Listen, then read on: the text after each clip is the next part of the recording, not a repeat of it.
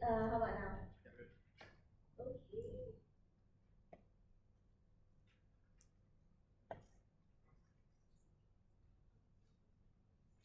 Starting in 3, 2, 1. We think that MUDA was the new voice of younger generations that offered more policies to cater to younger people. It was in Pakatan Harapan's best interest to align with MUDA, which gave him all the benefits, as well as indirectly also helping MUDA survive as a party. So before I move on to the arguments, then let's just do a little bit of setup. Because what does rejoining Pakatan Harapan mean? We think that rejoining means that MUDA will be willing to engage in things like discussions and go under PH because they consented to doing these things. We think that they're going to act as how they did before, as like, for example, an extension of the party, and were once a part of the Pakatan Harapan movement before they left. So what does MUDA actually want, and how are we going to be like, how are they going to benefit from this? We think that MUDA recognized was a youth-centric party. We think that there was incredible scrutinization because of the fact that people in the party were seen as so young. We think that media portrayal was extremely important to note because like these people are seen as like newer generations who aren't actually valued right now based on the pre-existing like generation. We think that effectively the way you can gain larger capital for MUDA to exist is to side with people who are prominent and are from the PH party who can offer you things like resources and media material. Finally, we think that MUDA currently has extremely low capacity because they lost their political seats. And this leads to two things. Number one, they have lower capacity for political change, right? Because they aren't able to have resources and they aren't able to have these things, they aren't able to actually advocate for the change they wanted. But secondly, on how political spotlight in the major sense shifts from that, about how they're able to actually cater to younger generations, which gives them a lot of benefits, which I will explain later on. But thirdly, we think that capacity to get back up is going to take a lot, an incredible amount of capital that unfortunately MUDA does not have. So opposition case about how MUDA will be able to survive as a party as a whole, we don't think it's true because you don't even have the resources and like the positive image in the first place, we think you're unable to get those benefits. We think that because of some common intersections, then, for example, the importance of youth empowerment and education for the public, we think that there is common framework of interest between Pakatan Harapan and MUDA. But lastly, what does MUDA actually bring in this debate? We think that effort things like, for example, younger demographics because they are often making policies that cater to younger generations. And they're going to be influential in the long term as well because they're able to appeal to the youth. So not only do you get voters now as well, but you also get them in the future. I think this is largely beneficial. But how institutional scrutiny against the Pakatan Harapan who are viewed in aspects that are outdated and are counteracted were able to deal with all the benefits and bring more to these parties. But moving on to the first argument I'll give to you in this speech. The first about how Pakatan Harapan will be willing to help MUDA because they also reap benefits, which brings the power towards MUDA to fulfill their goals. 3 layers to this. Firstly, why the Pakatan Harapan will not try to screw MUDA over, and how does MUDA basically provide a bunch of benefits?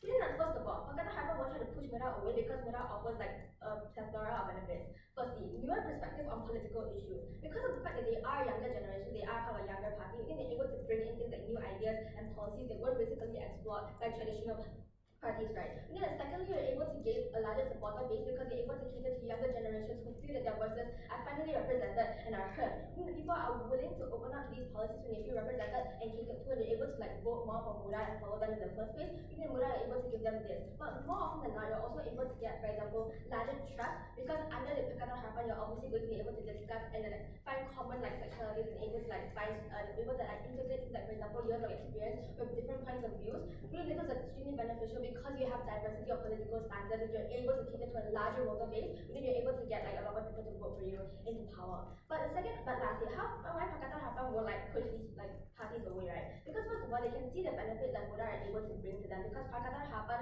if they help MUDA, can also indirectly get more votes because they're able to cater to like different generations. And we think that because of this, they're willing to pour in resources and advocate for their like policies which create things like, for example, political diversity. However, I think that what's even worse for Pakatan Harapan is that if MUDA were to join an opposition party, it's even worse for like Pakatan Harapan in the first place because you lose all of the benefits that they could have gotten, within that this isn't in their best interest. I'll take one later.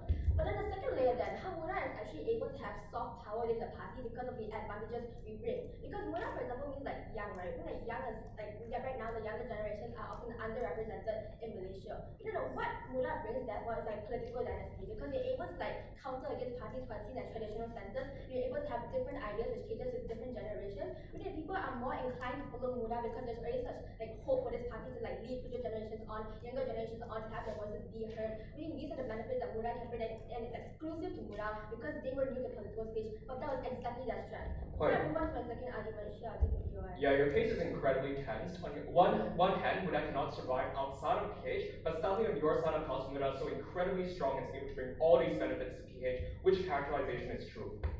No, So what I was talking about is the fact that MUDA is unable to survive on their own is because they didn't have the financial resources to do so. However, MUDA was something that people are going to like upon in the future because they offered different ideas. And these are the things that MUDA can bring to PH. The reason why MUDA can't survive on their own because like sure they had the ideas, but people didn't want to vote for them because they didn't have the financial capabilities to support the party. What we were able to give to them on outside the house was the financial like capabilities, your like good image, and for example having like things like larger voter base which you're able to get. There's no contention on this, right? Second argument, how rejoining the Pakatan Harapan is the best solution for MUDA to appear on the political stage. 3 layers to this. Firstly, how did Pakatan Harapan detriment, like, how did leaving Pakatan Harapan detriment MUDA? We think there are multiple things that like happen. Firstly, there's resource drawback because you're unable to have things like much media coverage, you're unable to have financial capital, and etc. Because they will need the political stage. We think that people are unlikely to vote for them at the start, but the reason why we're able to give them this platform is because if you were to join your Pakatan Harapan, you get all of these things because like Pakatan Harapan already existed for like so long. But I think that secondly, image instability. People are willing to follow like MUDA because like for example their minister was already something that was so popular in social media and seen as like a star, right? So you really have people who are willing to advocate for these parties. And the reason why they don't in the first place is because MUDA is like new and has no experience. We erase this like idea and allow them to join Pakatan Harapan, which like basically perpetuates like being able to like, have more parties and like a larger voter base. But lastly, about how does further perpetuation of anti-MUDA mentality? Because if MUDA leaves, people are going to talk bad about that. This is bad for the party as a whole because you're unable to survive as an independent party. We know that if MUDA is an extension of like Pakatan Harapan, you're able to like allow Pakatan Harapan to basically advocate more for their policies. But the second layer, what benefits does rejoining actually bring? Because especially for MUDA, who doesn't already have like the financial resources to do so, you have media coverage, which means that Pakatan Harapan has a large influence on media, you're able to rehabilitate the image of MUDA. But secondly, MUDA rejoining PH means that more people are willing to vote for you because you cater to different stakeholders. And when MUDA comes in, you're able to cater to younger generations to side with these kind of narratives that in the end Pakatan Harapan will also support because they're like, for example, joining together, right? But lastly, on the third layer, how MUDA's dissociation from PH causes more harm over time. We know more time spent apart means that you lose more resources, you're unable to actually achieve your goals if you were left as like an independent party. Because no, in the influence side, it also states that MUDA already lost 20 states, they're unable to get into the political stage. The reason why you're able to do this on outside the house is because you allow MUDA to join the Pakatan Harapan to gain their resources and to also have, like for example, more financial capabilities. So you should vote for OG in the end because we're able to allow MUDA to survive as a party, but we're also able to cater to younger generations and different stakeholders. Thank you.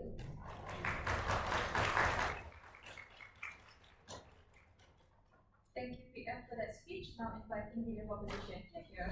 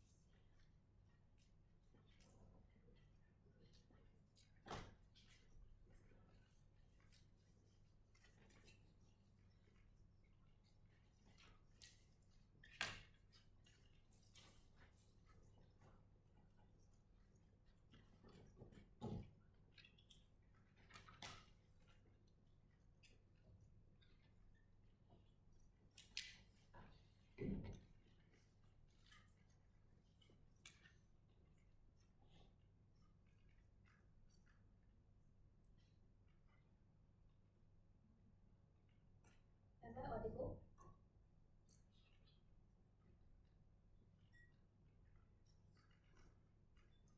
Are we going first and prepare general promotion?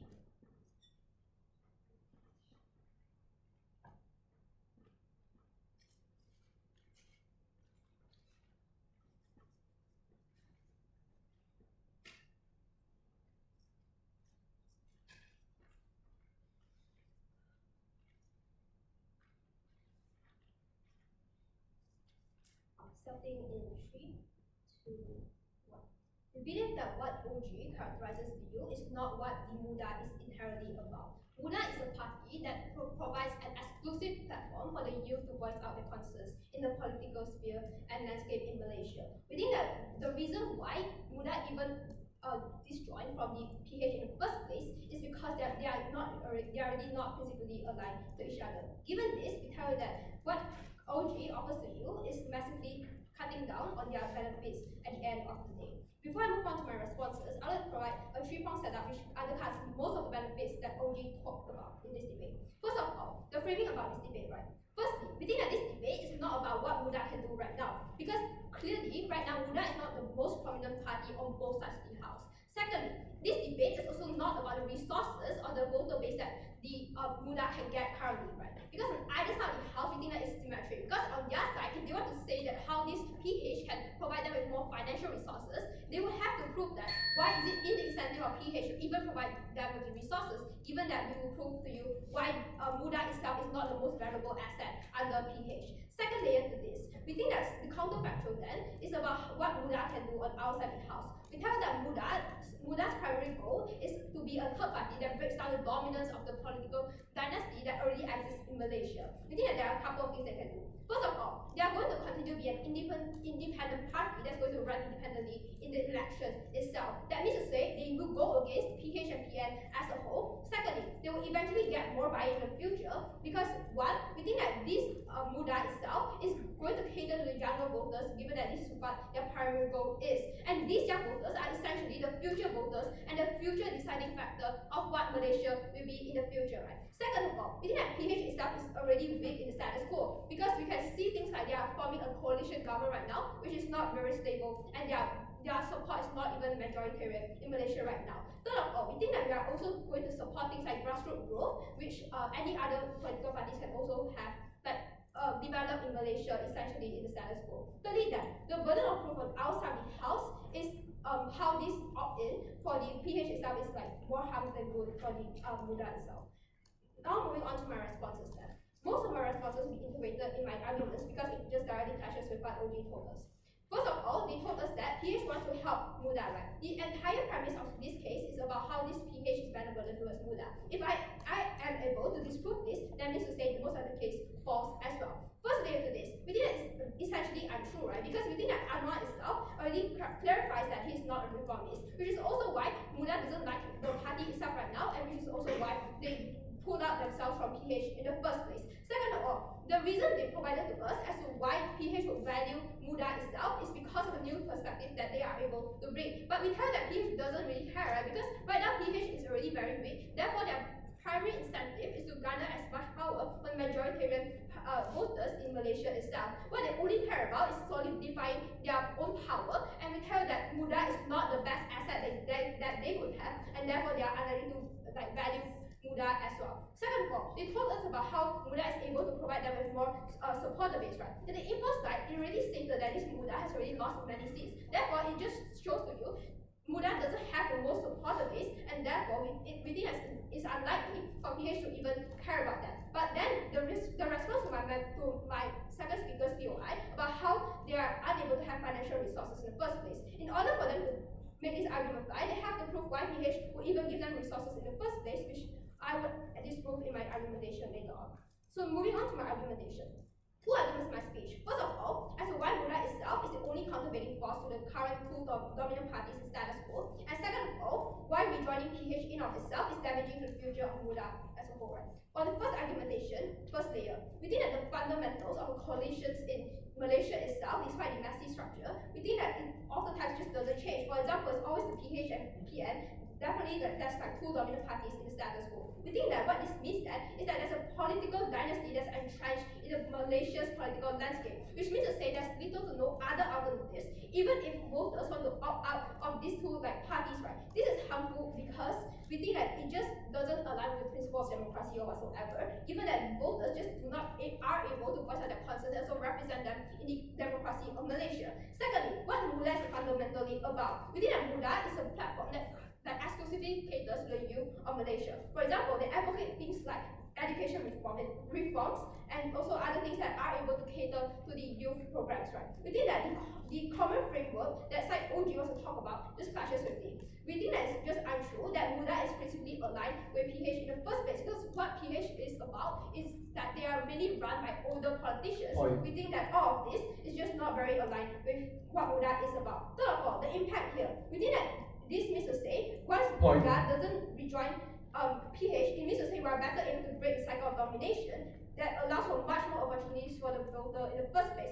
Why is this important? Firstly, because we think MUDA is an exclusive platform for the youth, therefore we think that they ought to have the obligation to cater to the youth as well. Second of all, because we think that they are able to set a precedence where Malaysia is not completely helpless, right? Because the voters who do support them are already disagree with the PH and PN itself. Therefore we think that, sorry, I can't take it right. Therefore we think that only on our side of the house, MUDA is better able to cater to voters who don't really believe in the other two parties and therefore break the political dynasty on our side of the house. Moving on to my second argumentation as to why rejoining PH is damaging to the future of MUDA, right? First layer, in terms of problem, the MUDA itself is already criticized as a convenient way in order for them to rejoin PH. Because Anwar has already clarified that he's not a reformist, which also pisses off MUDA in the first place. Therefore, rejoining them means that you are having a convenient opt-out, and this is going to solidify all the opinions that people already have about MUDA itself. Second of all, because of power imbalance that exists between MUDA and others in coalition, and note that this is important because it undercuts most of the benefits that OG wants to talk about. Because Anwar is clearly the louder majority in their side of the house anyways. Therefore, even if you want to push any form of reforms or like your own policies, you are not going to overpower Anwar or PH anyway, right? Lastly then, in terms of the impact on our side of the house, we think that it's only MUDA who can be the only alternative in Malaysia to challenge hegemony of the other parties, right? We think that it's the only party to cater to the youth voters itself. And why is this particularly important? Because number one, the principle that you uphold is the prerequisite as to why your party even formed in the first place, which also sets you apart from the other parties that already exist. Second of all, in order for you to cater to your voters, we think it is also a prerequisite that's going to help your party to grow in the future. Therefore, for a better political landscape in Malaysia, start with O.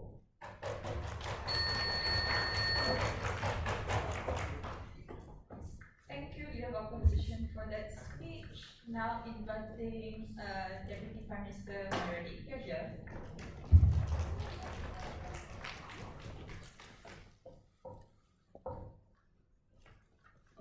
You can hear me right? Oh, hold on.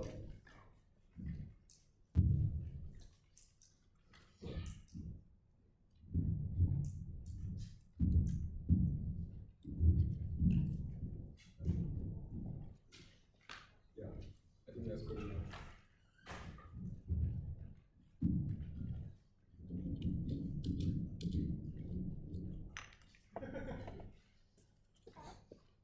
I forgot righty. I'll just write stuff down.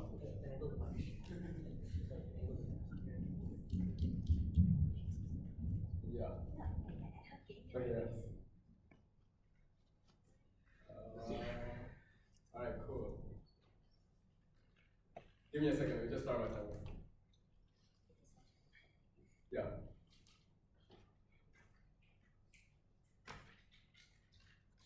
Before my speech, first of all, congrats to Malcolm and Durga for making finals.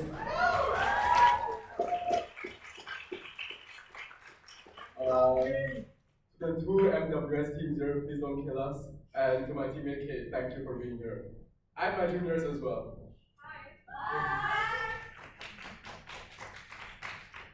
Alright, enough of this. I'll start my speech in 3, 2, 1.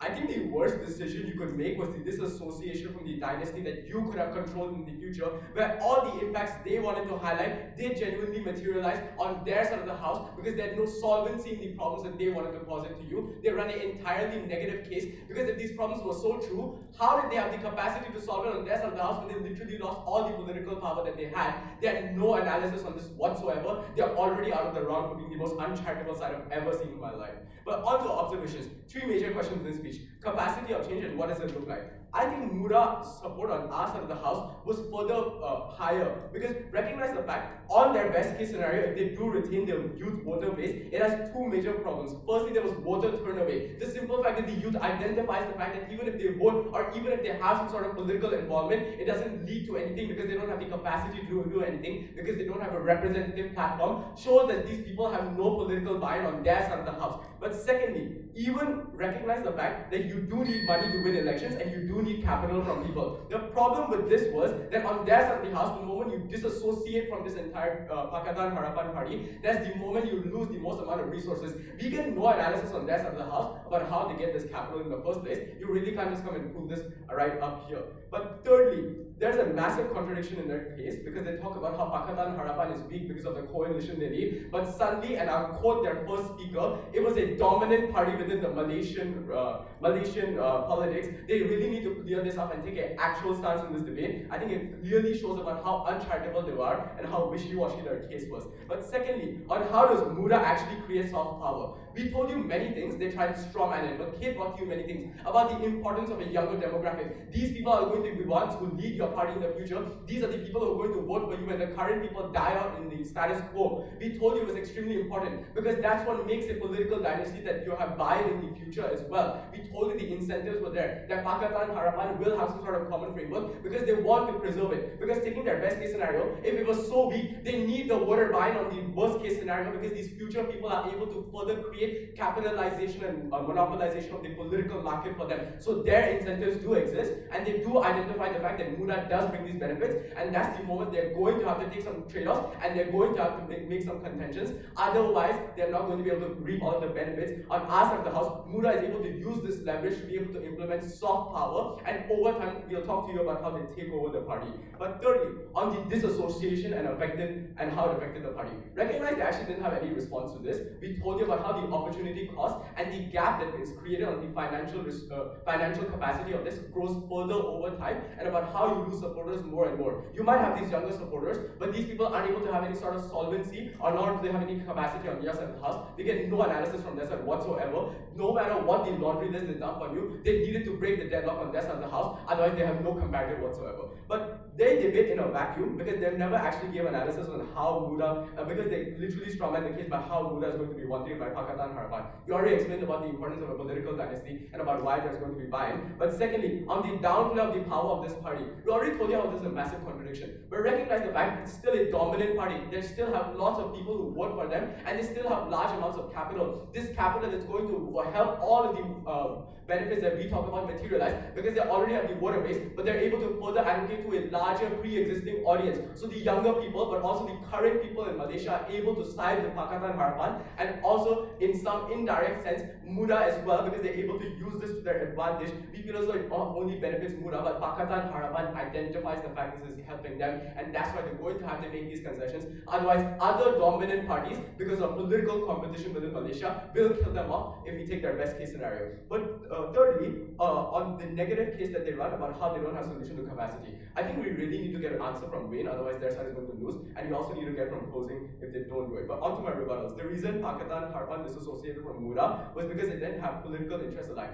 We already highlighted in our framing about how they do have some sort of commonality, such as education and such as the identification of why youth empowerment was important, because it leads to political tension and it leads to political betterness because there's competition within the system. All of these things create proximity to the problems that you want to have. So even taking their best case scenario, if you don't have many commonalities, the fact that you work with this party and the fact that you have some sort of discourse and the fact that you are valued within the party because they see the potential of what you can do for their party, gives them the incentive to actually hear you out and actually make concessions. On the worst case scenario, we're still able to prove all the benefits that we have. But the entire contention on our case wasn't that Pakatan Harapan doesn't want to care about MUDA, but listen to their analysis. If Pakatan Harapan was so weak, in the first place, they wouldn't have even joined. They just strawman the entire framing that they bring down to you. But secondly, we told you about how Pakatan Harapan is willing to have some sort of commonalities with them because they do identify there are certain things which win over not only the younger voter base, but the current voter base because people see them as a benevolent party. It helps in the optics, but don't let them strawman this. They're not doing it out of benevolence, they're doing it out of their own political interest, so they're likely to do it. Don't let them just get away with misframing what we want to do. But the third argument about how MUDA's association with Pakatan Harapan over time creates agenda change and about how we get democratic buy-in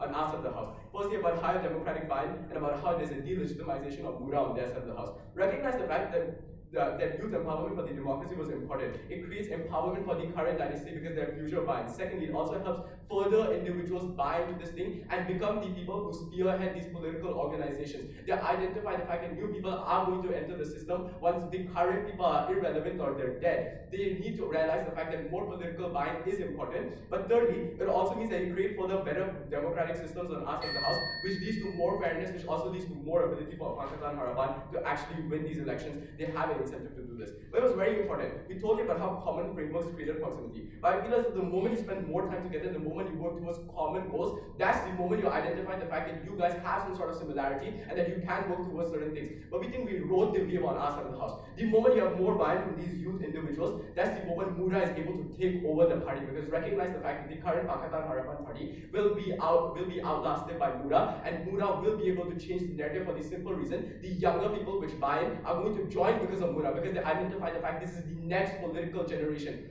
But finally, the biggest problem within their case was about how MUDA is able to challenge these big parties. They don't even have the capacity to do so, nor would people care. We brought to you actual solvency about how when you take over the narrative of this party, we're uniquely able to prove the benefits they want to do it. But quickly, let's just deconstruct their pathway to victory. They want all of the benefits to materialize. They never actually proved to us how they do so. They just lost them up the route. But finally, we proved to you on the worst case scenario, we were able to do it on our side of the House. But finally, and very importantly, we gave you the mechanism about how parties are able to ride the wave for the betterment of their people. We win this debate.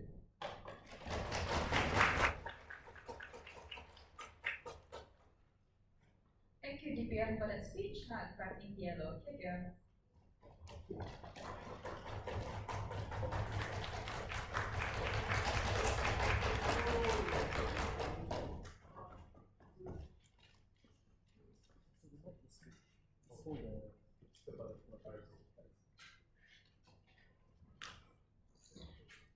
Right, is this okay?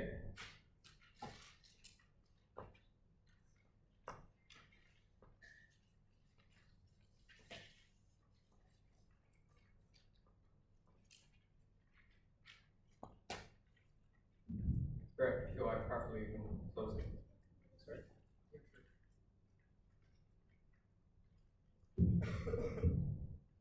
Right.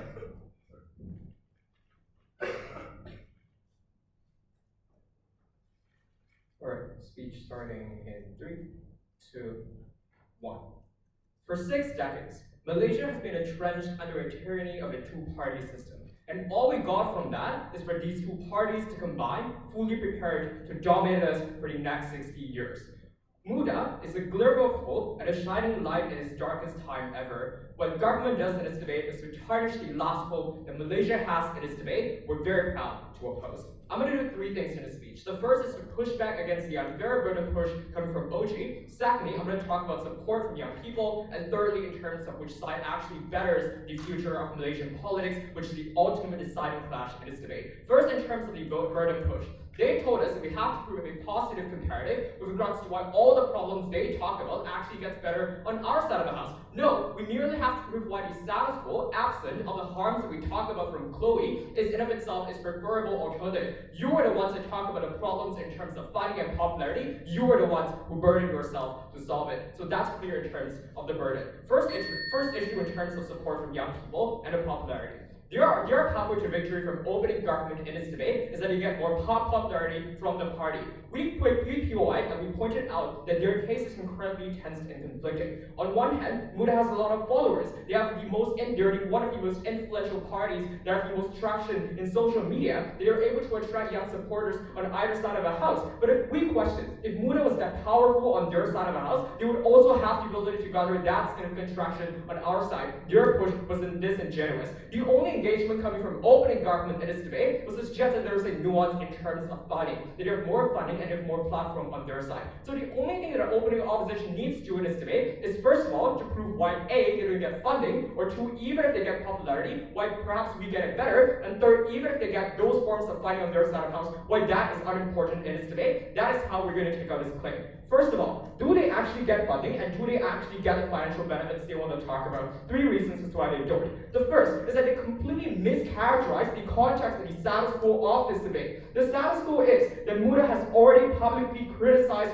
every single party inside that coalition of Pakatan Harapan that are actively opposed and publicly antagonized those parties to begin with. So in that circumstance, if you enter that party, whether it is submission into the forms of oppositions they've already talked about. But secondly, PH has already pivoted away from, for instance, being a reformist and being that party that would change Malaysia's history. Literally, this is what Anwar has already been talking about. So the point here is that MUDA's principle no longer aligns with that of Pakatan Harapan on their side of the house. In this context, we say it is massively unlikely, specifically as we characterized in first with Chloe, that there is a power imbalance between Pakatan Harapan and between MUDA for all the analysis that opening document talks about as a result of this. That is specifically so why you don't get airtime on their side. That is specifically so why you don't get, for instance, financial benefits on their side. But let's be charitable. Even if they get it to some extent, we think this is where things really get bad. Because even if they give you some levels of financial empowerment, that financial empowerment is merely for their own political agenda. So it's only repurposed and it's only put positioned at a point where it benefits the party instead of the MUDA on their side of the house.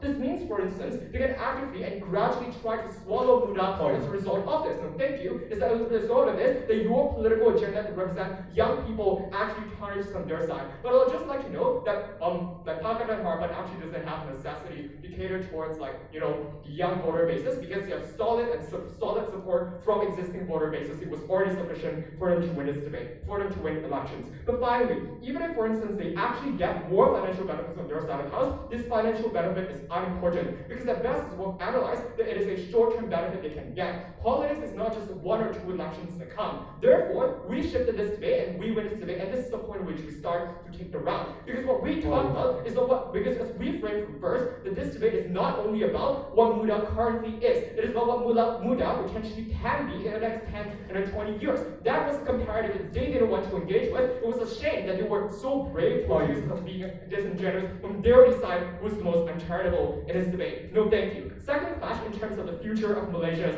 politics. First of all, I want to discuss 2 things. The first is in terms of the reputation of the party. PM says that on our side of the house, reputation actually gets worse as a result of this because apparently PH will talk bad about you, PH fans will not like you as a result of that. But we flip this from first, and once again, they just don't understand the context of the reality. That is, on their side of the house, currently in the status quo, MUDA is framed as being a convenient party. A party that actively opts for convenience whenever alternatives are available. And you know what it sounds like? It is the prop model. It is what opening government exactly supports in its debate. To opt into the Pakatan Harapan once again, and to fall back into the trap that has actually betrayed us in the past. But secondly, no, there's a reason specifically as to why we pivoted away as MUDA from Pakatan Harapan in the status quo. It is because our ideologies no longer align. It's because our principles no longer speak with each other. On their side of house, it gets worse. Because not only your talk bad about, which by the way seems to exist on either side of the house, but even if it exists to some extent, greater to extent on our side of the house, we think it is great, we think it's perfectly not great. We think it's perfectly legitimate in this debate because any forms of political party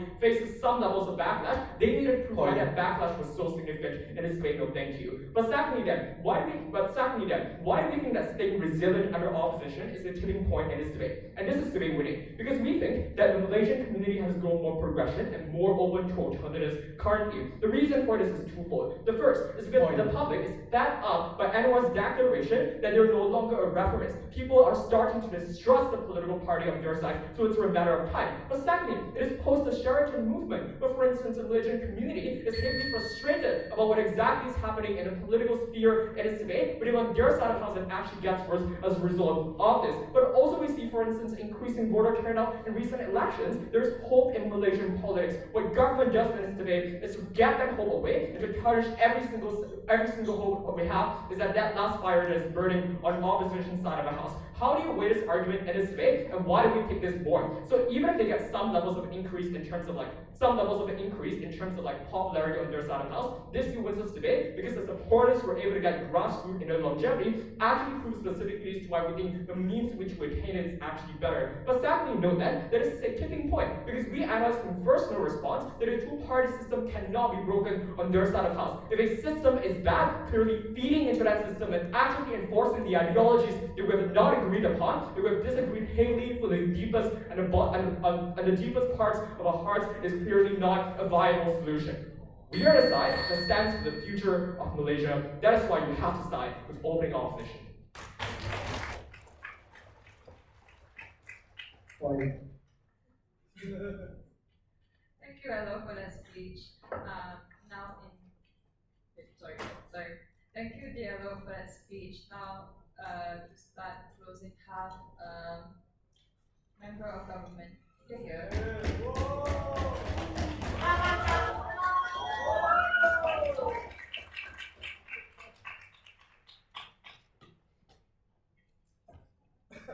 Hello? Hello?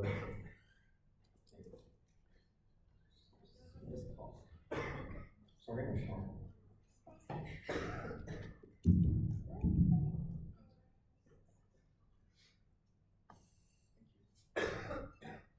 I'm audible, right?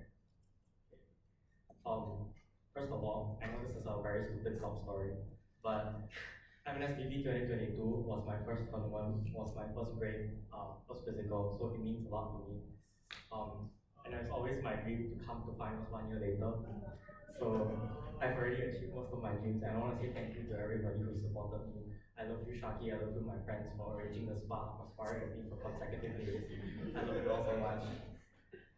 Yeah, but whatever the outcome is, good luck to everybody.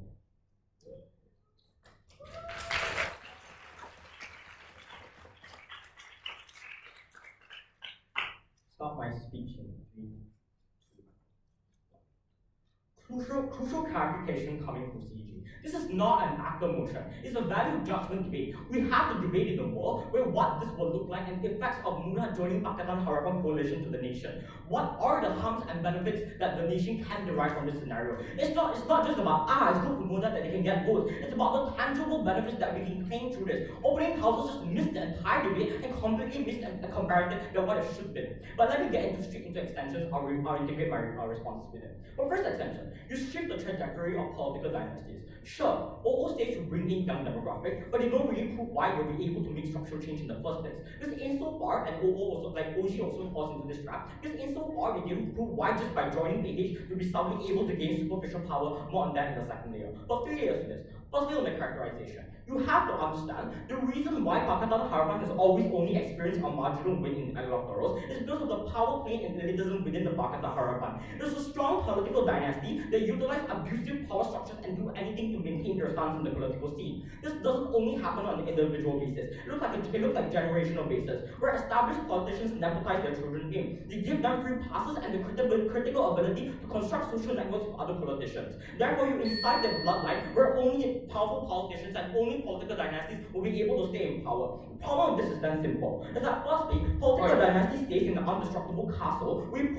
putting in incompetent politicians within the cabinet. This is harmful. Because you just have bad and incomprehensive policy making, and politicians will weaponize racial ideologies to influence public political sway. Then this leads to political tension between the people and the politicians itself, and these people will do anything to stay in power, anything to actually maintain the political dynasty. It also looks like provocative means of belittling opposition parties and having the ability to oppress and silence them and push really harmful narratives. I think this is a crucial characterization missing from OG to why there's a political instability that exists within this political echo chamber. It's because then you have this political dynasty, you incite discourse and you incite backlash, and this is not an incentive of Pakatan Harapan. It doesn't also lead to better decision making and the development of the country. But yeah,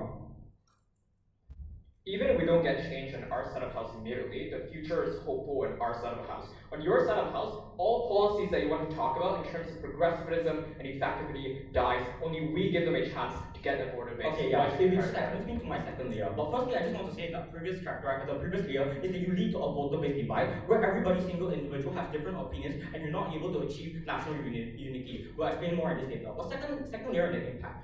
Look, MUDA has good and competent people like Syed Sadeh who mobilize NGOs to divert help to flood victims, pushing out active proposals to remodel the flawed education system within our country. But the problem with this is that no matter how competent you are, unfortunately a vast spectrum of individuals vote not for the candidates but for the party themselves. I think this massively deals with OOCs because they're losing damn election. Look at the info side, they're not winning any seats. This looks like the younger demographic, this also looks like the younger demographic alone already being a niche group. we're already being a niche demographic. And secondly, you're also being seen as irrational and stupid and do not understand the structural mechanisms of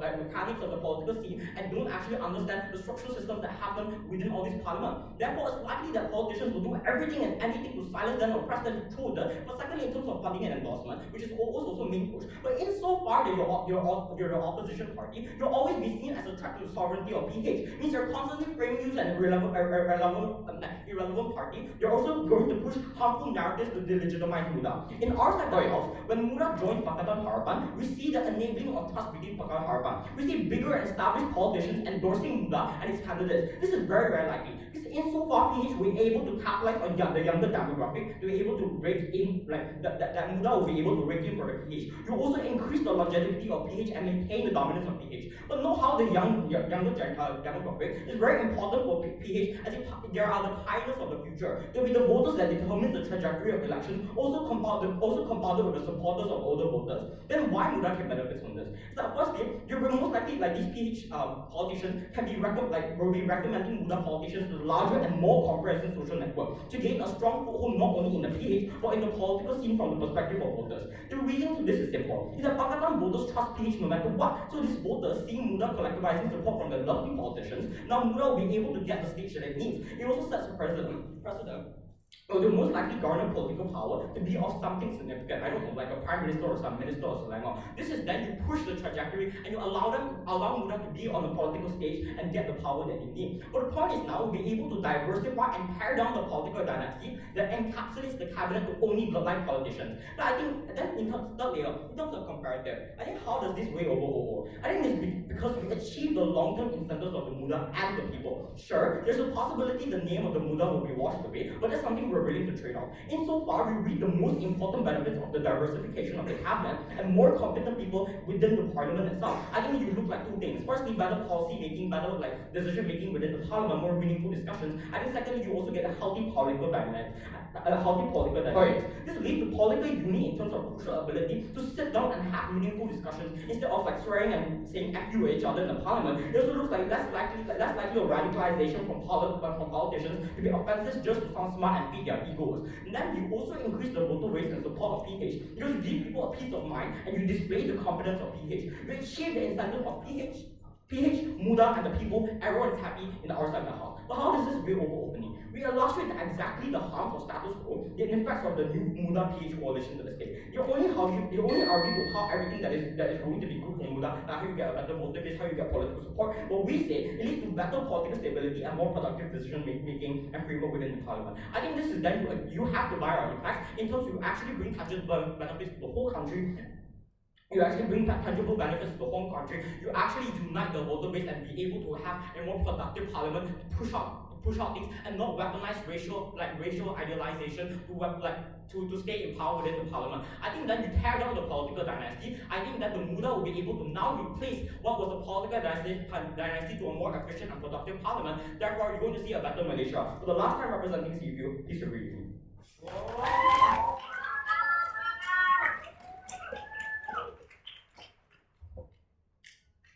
Thank you, Member of Government, for that speech. Now, Member of Opposition, here.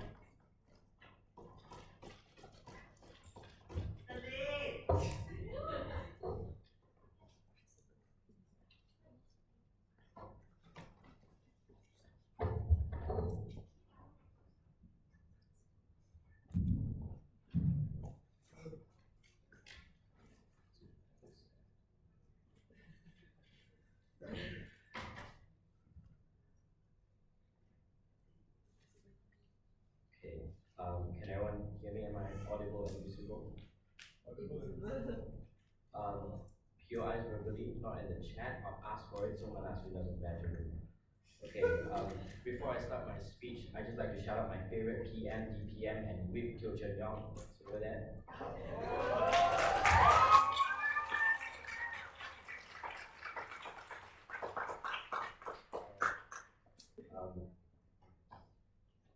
Alright, with that, I will start my speech in 3, 2, 1.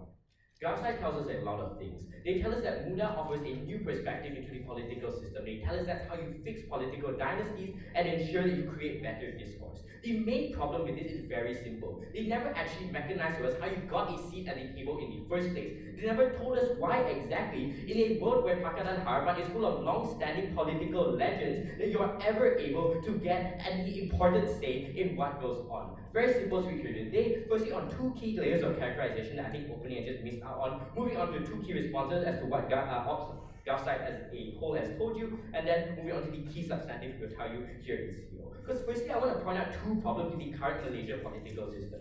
A, the fact that it's similar to a bipartisanship insofar as you see large parties like PH, like PN, contending these seats and winning the large majority of them. That is to say, it's extremely unlikely for these novice parties like MUDA to win. Additionally, even if these large parties lose, their coalition governments are likely formed, right? It's because of the fact that when we see this in the last election, where even though PH won, they still had to form a political coalition with Barisan Nasional, even though they were formed to take them down. I think it's when you see these coalitions used as political leverage for their own needs, and that's when approval ratings drop for these majority parties among the general public. I think given that existing risk between who gets voted in, it is now in which minority parties have the most leverage. I think now is when MUDA will have the best opportunity as a minority party to secure that victory. But secondly, I want to talk about how Malaysian politics is deeply entrenched in legacies as a whole. Because note that historically, Malaysia is really prone to political dynasties. When you see BN being in power for 60 years, even though they're problematic, because there's an inherent distrust in new parties, because you're unsure of your impacts, because for the average voter, you want to go with what was already secure with you. I think when you see previously independent parties like Gerakan, like DAP, not being able to garner this kind of widespread popularity, even though they have implemented effective policies, right? Because even though members of Gerakan enacted a lot of change in Penang, they only lasted 2 election cycles before being opted out. I think the comparative here is simple because Manaslu wants to accuse us of not having any solvency. It's in fact a long-term MUDA as a whole is a long-term investment. I don't think this debate is about immediate solvency and the ability to do it now, insofar as in the long run there are 2 factors that ensure the long-term success of MUDA as a whole. A is in fact there's an increase in liberal values spanning all across the globe. I think this stems from things like globalization and things like social media, from the fact that you're less likely to be locked into things like echo chambers insofar as you're more likely to get information from other sources. Furthermore, I think it's the fact that the general public as a whole is just tired of the political system. Because BN is seen as corrupt, it's seen as old and non-progressive, and because Pakatan Harapan has simply just changed their stance, I don't think people are going to opt into these parties. The burden on CO is simple, it's to prove that opting into this deadlock political system harms MUDA in the long run, right? I think it's, unless there's an unlikely scenario where a new youth party kind of steps in, I don't think this is really challengeable. Moving on to responses then, because it tells you a few things. A, it tells that MUDA offers this newer perspective. I want to challenge it by saying that Pakatan Harapan is its long-standing legacy. We have popular senior politicians contesting nearly every territory. The incentives of Pakatan Harapan are simple, right? It's not that they want to create reform, it's that they want to maintain their legacy. They know that they have large bases, they know that they can secure whatever they want. Given their probable success in the near future, I don't think you're going to see mass support for MUDA, right? I think likely what you're going to get is a deputy seat at the table because you were never going to be the one in power. You're going to be like a second, third-rate party, and you'll never get the ability to have any solvency. You don't have any opportunity to share your new experience. And I think that's also why CG's idea of creating better decision-making and policies inherently fails insofar as it never proves to us how it happens in the first place. But secondly, on the fact that they tell us that MUDA doesn't have any financial capabilities. That is a problem-solution mismatch. Because note the previous response, right? Because you never were the priority in the party for the first place. At most, you were likely to get trickle-down money, right? Because political parties want immediate success. Given these existing circumstances that MUDA was in, I highly doubt you're going to have as many resources as they try and posit. Furthermore, I think that's on their side, where you slim down the possibility of getting any further crowdfunding. Because note, the people that opted into MUDA in the first place were those who were tired of the existing political system. It's on their side where you limit yourself to the little assets that trickle down to you. Because now you've isolated your existing fan base. Because now it's on your side where you limit your own capability of growth. Because people know the people that wanted to opt into you weren't able to. And it's when it's comparatively it's our side where you get things like room for growth. You get channels like crowdfunding that ensure that the people that wanted to vote for you get that opportunity to. Yeah, I get that point. If there were more liberal values, why did MUDA leave in the first place, given that these values act as the premise for these policies? Right. I don't see why that matters, because your entire argument, your entire case is about how MUDA will enact better policies when they join Pakatan Harapan and you'll get solvency, right? It's on your side of the house where you weren't even able to get any policies proved at all, insofar as you don't have any leverage. I don't see how you get any kind of solvency on your side. Moving on quickly into the substantive as to how opting into these deadlocks is inherently harms MUDA. I think 3 layers here. A, it's the fact that you're going to lose your political momentum. Because no, opting into Pakatan Harapan puts you into direct competition with political juggernauts like Pakatan Nasional. I won't be taking anymore. The likely outcome is going to be the fact that you're kneecapping growth, because you are the front runner to be beating these guys. You're always going to be a second, third, like a tier party at best, and CG needs to prove to us how MUDA actually gets any priority in the first place. Because it's unlikely they're going to have resources and they're going to have to run them within the confines of an existing party. The impact is clear, because even if you're successful, you've hidden your even if Pakatan Harapan is successful, you've hidden yourself from the public eye and you're pretty much like being ignored. Because even if Manas wants to push solvency, he can't, because if you really that mic doesn't work. Because if you really wanted to push this, you need to prove why Pakatan Harapan would bring a party that has already been proven to be radical and that wants to be separate from Pakatan Harapan to the front in the future, given the fact that there are so many other parties that have been more loyal to Pakatan Harapan over the years, given the fact that there are more people who would be more willing to accept that role. I think it's also it's on their side where you prove that your party is dependent on Pakatan Harapan as a whole, because it means that you probably don't have the capability to spend resources on your own independent campaigns, insofar as you're likely to be forced to opt into supporting Pakatan Harapan as part of the greater system. I want to talk secondly about political ties, because politics isn't clean. Look at the controversy surrounding Pakatan Harapan and who they work with. It's on their side where you directly ally yourself with controversial parties like UMNO, like DAP, right? I think that's when you see things like being tied to corruption. Because the niche that MUDA feels uniquely in the political system is that they're less controversial than other like radical reformist parties, because they still toe that line. I think given the fact that you're an existing opt-out option, that's when you frame it, and that's when you frame yourself as a politically weak party, because you align yourself with one that isn't reformist. And lastly, and my whip is going to touch on this more, is the fact that when MUDA breaks out in the future, insofar as they're a long-term investment, that's how you break the deadlock of these political parties. That's when you create a much better world for all those reasons. I will see you.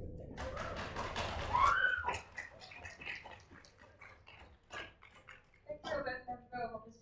Now to end the debate for the government bench, government here.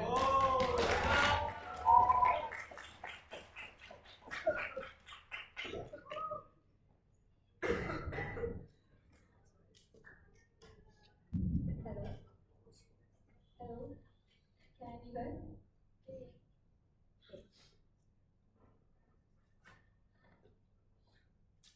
Oh, before I start, I want to shout out to like my favorite BT partner. And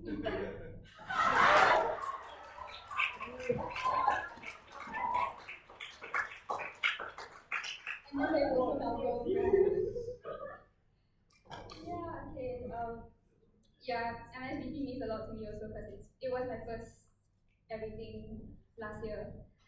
Yeah, okay. So with that, I'll start my speech in 3, 2, 1. The opposition bench loses this debate the second in which they don't understand the crucial and urgency for MUDA to be able to push out policies as soon as possible. So here's how I'll structure my speech. Answer 2 main questions in this debate and integrate my rebuttals into it. I'm so sorry, can I restart? I didn't try myself. Sure, my timer wasn't working also. Sure. Alright, good. So I'll start my speech in 3, 2, 1. Opposition bench loses this debate the second in which they don't understand the urgency of MUDA being able to push out their ideologies immediately. So first of all, here's how I'll structure my speech. First of all, I'll answer 2 main questions in today's debate and then explain why we take over opening. First of all then, why is it an incentive of Pakatan Harapan to provide MUDA with resources, but even if we don't get this, why it doesn't matter? First of all, I think it's extremely uncharitable of them to think that coalitions won't provide each other with resources. The idea of MUDA forming a coalition with Pakatan Harapan would give Pakatan Harapan an incentive to make sure that MUDA is catered to completely, because they get a new demographic of voters as a whole. Sure, reformism may not be Pakatan Harapan's main goal, but they will do anything to get more voters so that they can win a bigger majority. maybe like rather than a 50-50 split, obviously like a 2/3 majority would be much better, right? But this is further like strengthened by the fact that especially with such a close run in the state elections between PH and PN, likely Pakatan Harapan would want more supporter or voter demographic as a whole to be voting for you because you don't want to be seen as you don't want the threat from PN to like be constantly hounding you. But then secondly, that this is not mutually exclusive because I think either way the resources from MUDA have with or without Pakatan Harapan, if they don't give them, it will be the same.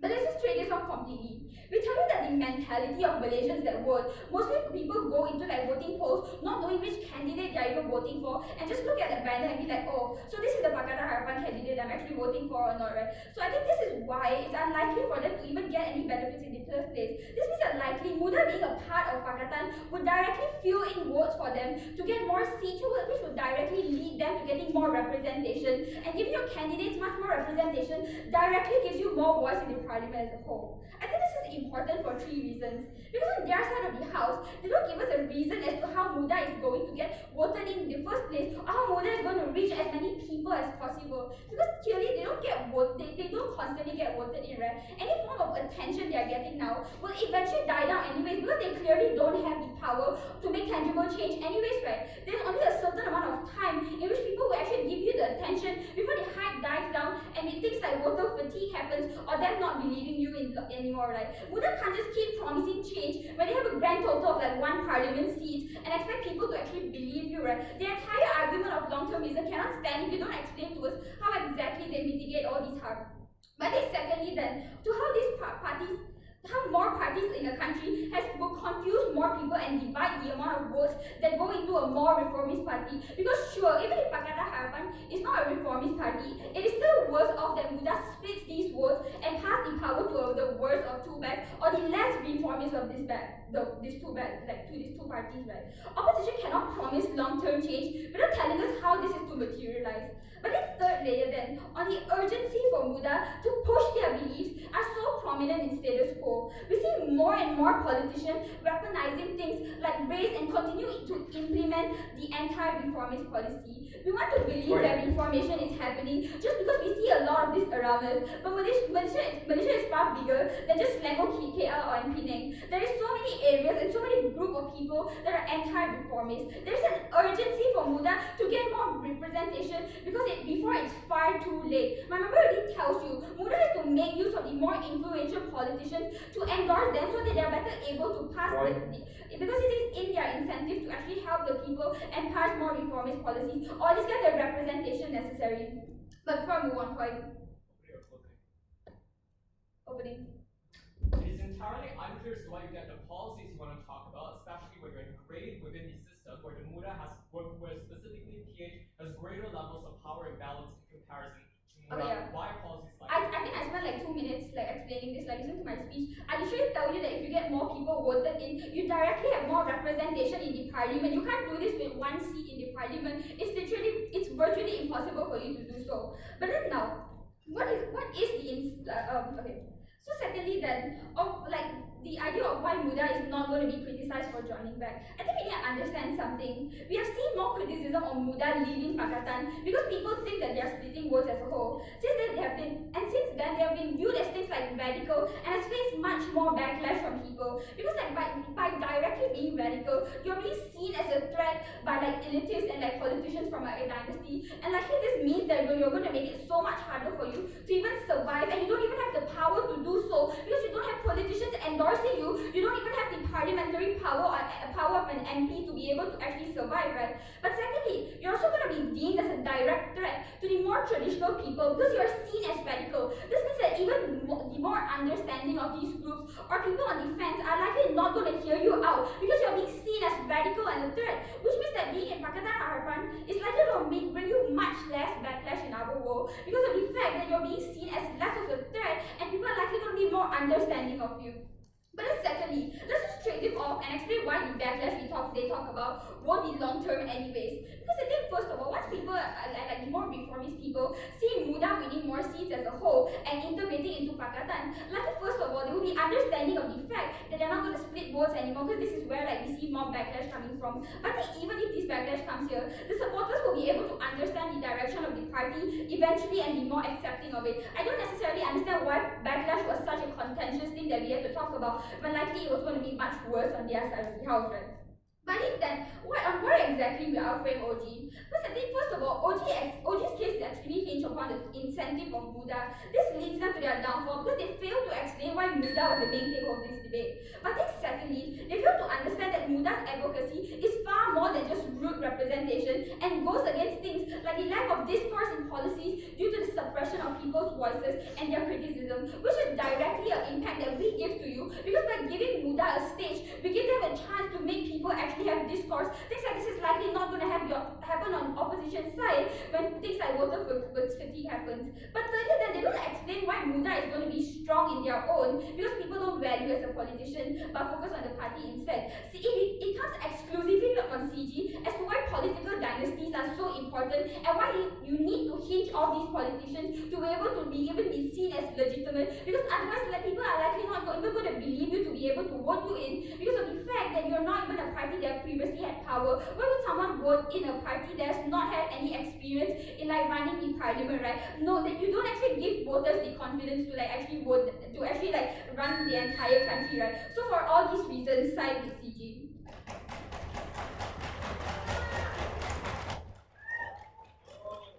Thank you, so good. Now to end the debate for the day. Onward, Kesha.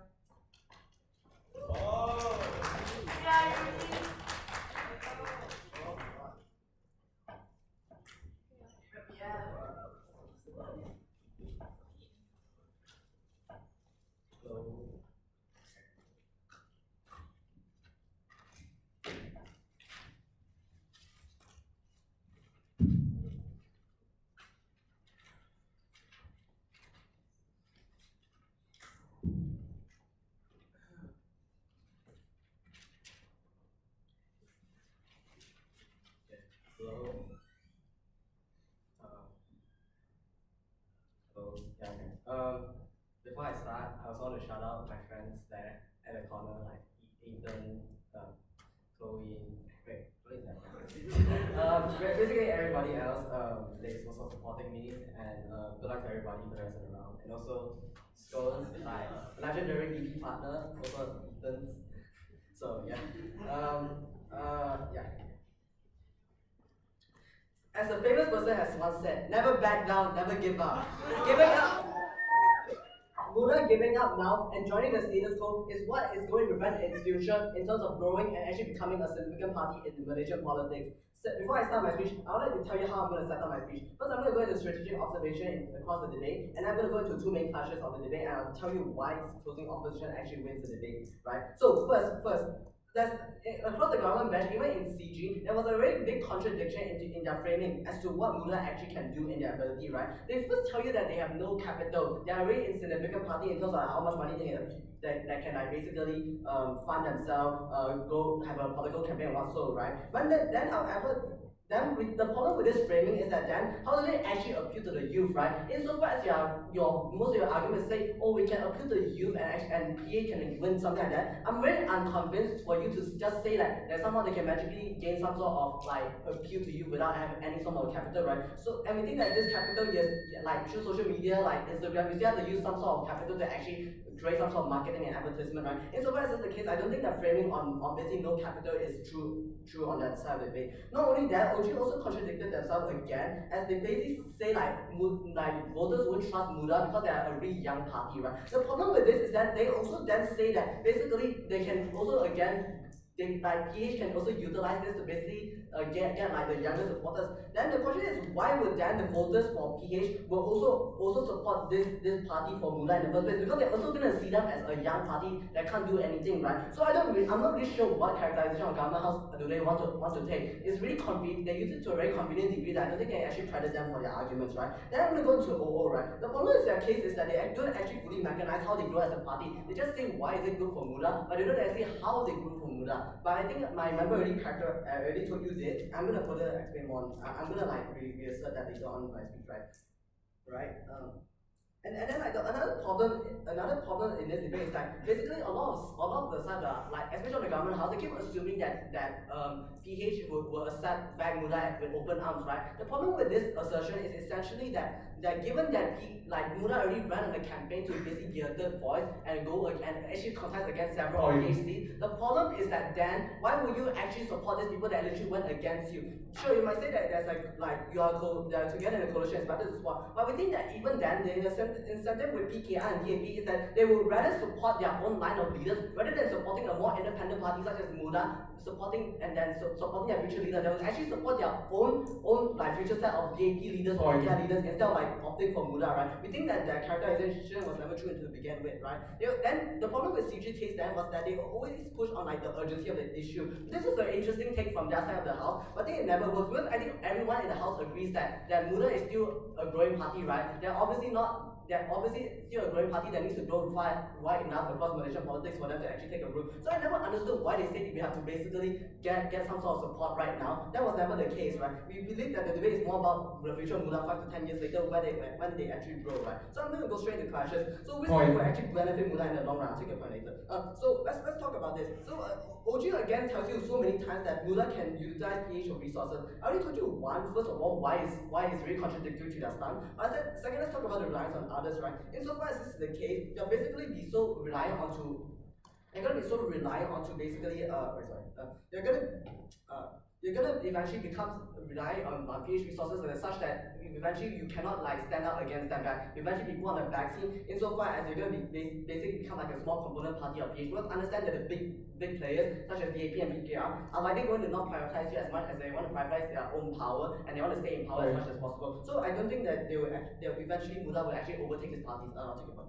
Unfortunately, our opening didn't take the point. Can you be the first opposition speaker to talk about how you further take voter turnover when younger people feel disempowered? Because even if they participate, it amounts to nothing.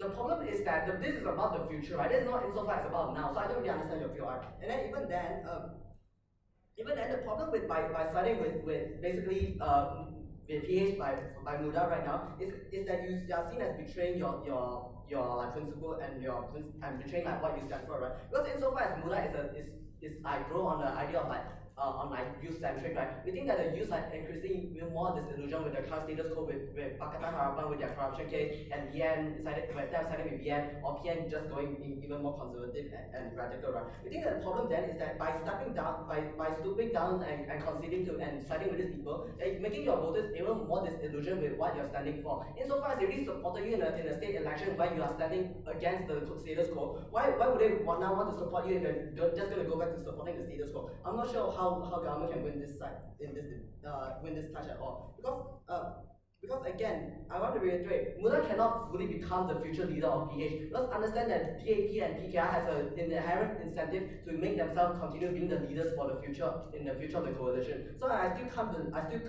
buy the framing that they will eventually do that. So then onto OO's case, right? Basically, they tell you that basically Anwar and their interest is basically that they want to stay in power as long as possible. But they don't actually really tell you, they don't actually mechanize how they will actually grow MUDA as a party. Then we tell you that as CEO, right?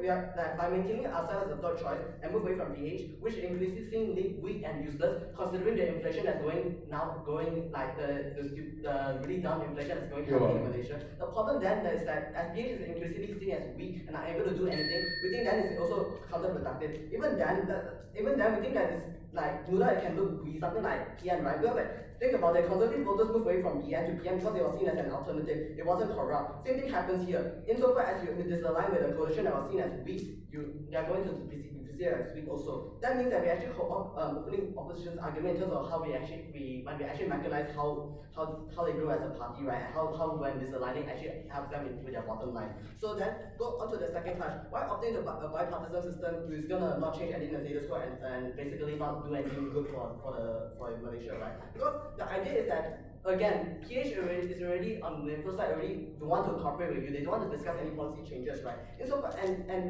already told you about why they don't want to give you power, we think that it's really unlikely that any like small parties or any new views is gonna take root in Malaysia. Insofar as these two these two big coalitions are still going to be in power, right? Insofar as it's the case, us CEO differ from this by pushing for a third choice, in which we can actually say we can be the kingmakers when we take enough seats. We can actually we can actually be in the forerunners when we actually grow as a party, and that's why I'll say Malaysia for life.